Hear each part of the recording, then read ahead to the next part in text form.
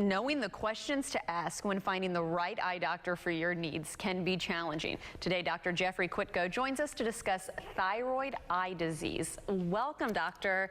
And I gotta say, I've never even heard about this before. We see a lot of patients who are sent to the office for various reasons who give me the same response.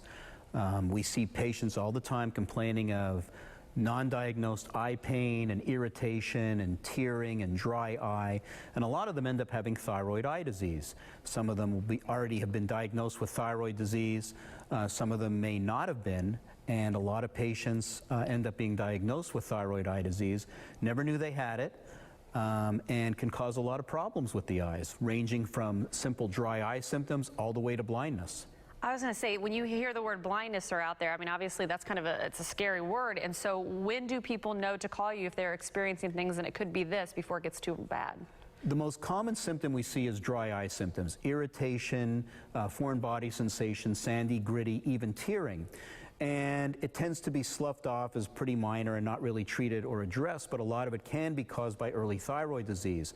It's easy to diagnose. What happens in thyroid eye disease is the muscles around the eye get thickened, and your eyes can bulge, and eyelids can get retracted. Some people will remember the old actor Marty Feldman, who had those bulging eyes, and that was from thyroid eye disease.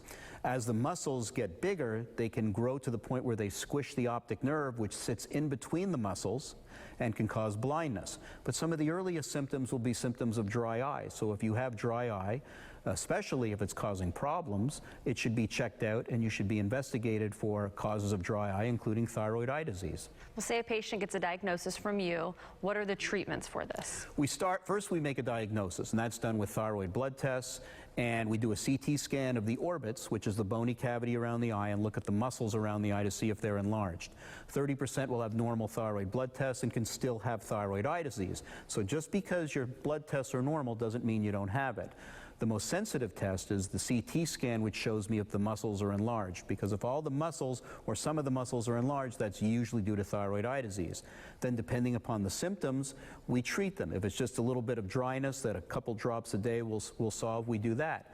The next step is eyelid retraction, where the lids, the lower lids are too low and the upper lids are too high, and the cornea dries out because you can't close your eyes properly.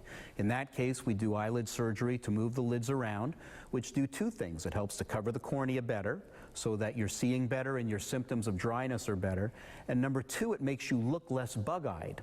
And we have some pictures that we can show you where you can see the before and after. If you have extreme thyroid eye disease to the point where the muscles are so big that they're squishing the nerve that you're at risk of going blind, then we do a procedure called an orbital decompression, where we move the bones out from around the eye so those muscles can expand into the sinuses and take the pressure off the nerve. I'll say we're seeing this, some before and afters right there. Right. If you look at the upper photo, you can see sclera, or the white part of the eye, between the colored part and the eyelids, both the uppers and the lowers, and it gives you that bug-eyed look. Well, not only cosmetically is this unpleasing, but also functionally, she can't close her eyes properly, the cornea dries out, and you have the symptoms of dry eye. If you look at the bottom picture, we dropped the upper lids and we raised the lower lids, and functionally she can see better, her eyes are much more comfortable, the dry eyes are gone, can read longer, and she looks a whole lot less bug-eyed. And I'll say we even have another example too, and I'm assuming it's kind of the same thing that we're talking about. Exactly. In this example, you can see the lower lids are way too low. You can see a lot of white between the lower lids and the colored part of the eye, and that causes the eye to dry out. By simply raising those lower lids, we make the eye, number one, look better, and it feels better because the corneas aren't eroding and they're not drying out as much. Okay, well, thank you so much for coming in, talking about this. And again, for more information on thyroid eye disease and how Dr. Kwitko can help you, call 813-877-8665 or visit kwitko.com.